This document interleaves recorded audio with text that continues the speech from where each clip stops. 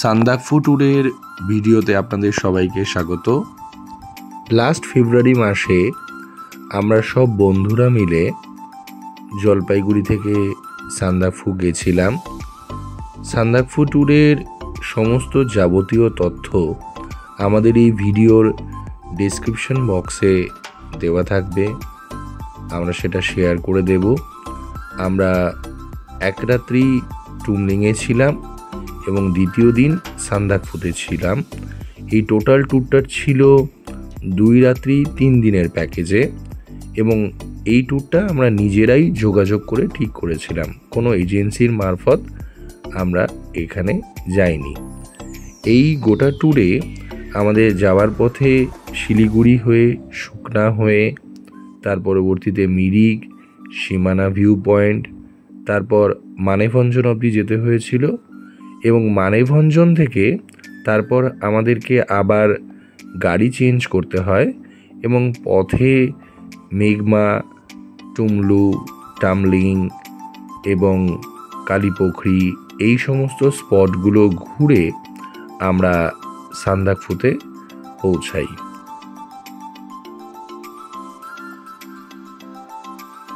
আমাদের চলার পথে শিমুলবাড়ি মোড় চলে এসছে, যেখান থেকে দার্জিলিংয়ের রাস্তা এবং মিরিকের রাস্তা আলাদা হয়ে যাচ্ছে। আমরা সীমানা বা মিরিকের পথ ধরে চলছি মানেভঞ্জনের দিকে। মানেভঞ্জনের দিকে দুপুর নাগাদ পৌঁছে যাওয়ার পর আমরা একটু রিফ্রেশ হয়ে এবং অফিসিয়াল পারমিশন নেবার পর টুমলিংয়ের দিকে রওনা দেব।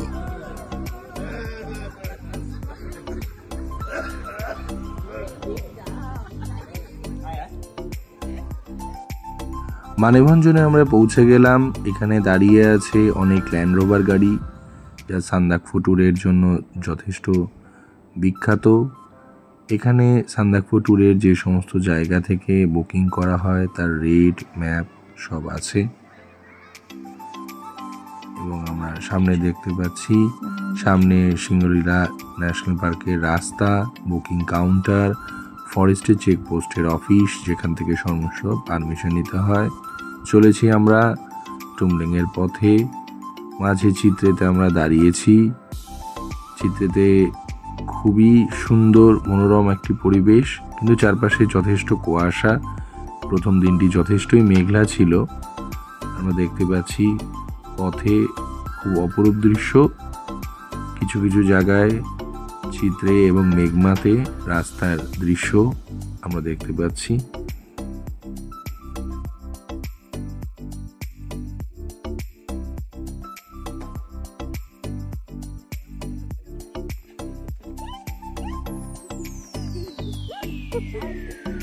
এরপর আমরা টংলু হয়ে টামলিং পৌঁছলাম। সেদিন আমাদের থাকার ব্যবস্থা হয়েছিল সিদ্ধার্থ লজে। পৌঁছেই আমরা রিফ্রেশ হয়ে দুপুরবেলায় লাঞ্চের জায়গায় চলে গেলাম। খুব সুন্দর লাঞ্চের ব্যবস্থা সেখানে হয়েছিল।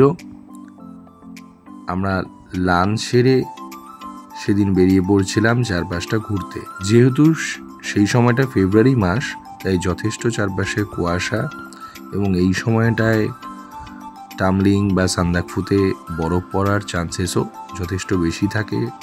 আমরা বিকেল এবং সন্ধ্যাটায় যথেষ্ট বন্ধুরা মজা করে ওই সময়টায় কাটিয়েছি।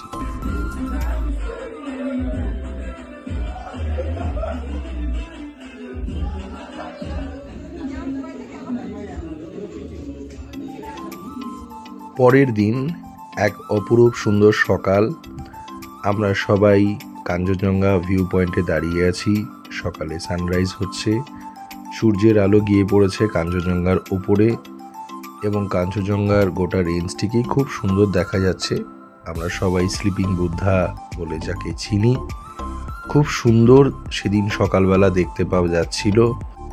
ঘটনাচক্রে সেদিন শিবরাত্রি থাকায় আমরা শিবরাত্রির দিন মন্দির দর্শন করে চলে এলাম সকালের গরম গরম ব্রেকফাস্ট টেবিলে এবং তারপর আমাদের হোটেল রুম থেকে আবার কাঞ্চনজঙ্ঘাকে খুব সুন্দরভাবে দেখার পর টুমলিং ছেড়ে আমরা বেরিয়ে পড়লাম সান্দাকফুর পথে।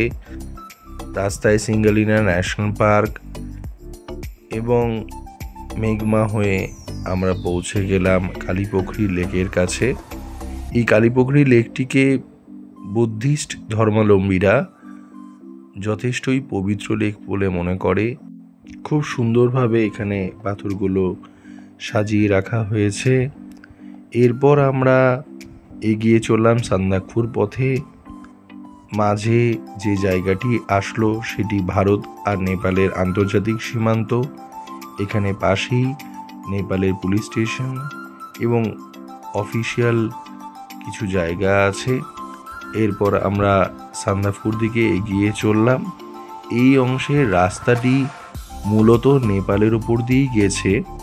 এখানকার ভারতের অংশের রাস্তাটি ওই সময় যথেষ্টই খারাপ অবস্থায় ছিল, তাই মূলত আমরা নেপালের অংশ দিয়েই সেদিন গেছিলাম। আমরা পৌঁছে গেলাম সান্দাকফুর সানরাইজ হোটেলে। সান্দাকফুতে অল্প কয়েকটি হোটেল আছে, তার মধ্যে সান্দাকফু সানরাইজ হোটেল একটি। এখানে সারাদিন অনেকটা সময় কাটিয়ে পরের দিন সকালের আবার সান্দাকফু থেকে অপরূপ সানরাইজ আমরা দেখতে পেয়েছি। এখানকার খুব ভালো বিষয় যেটা, যে এখান থেকেও কাঞ্চনজঙ্ঘা রেঞ্জকে তো অপূর্ব সুন্দর দেখা যায়, এবং তার সাথে সাথে দূরে মাউন্ট এভারেস্টকেও অনেকটা ভালো দেখতে পাওয়া যায়। কাঞ্চনজঙ্ঘাকে সাক্ষী রেখে আমরা সবাই ফিরে চললাম। পরের ভিডিওতে আপনাদের সাথে আবার দেখা হবে। ভালো থাকবেন।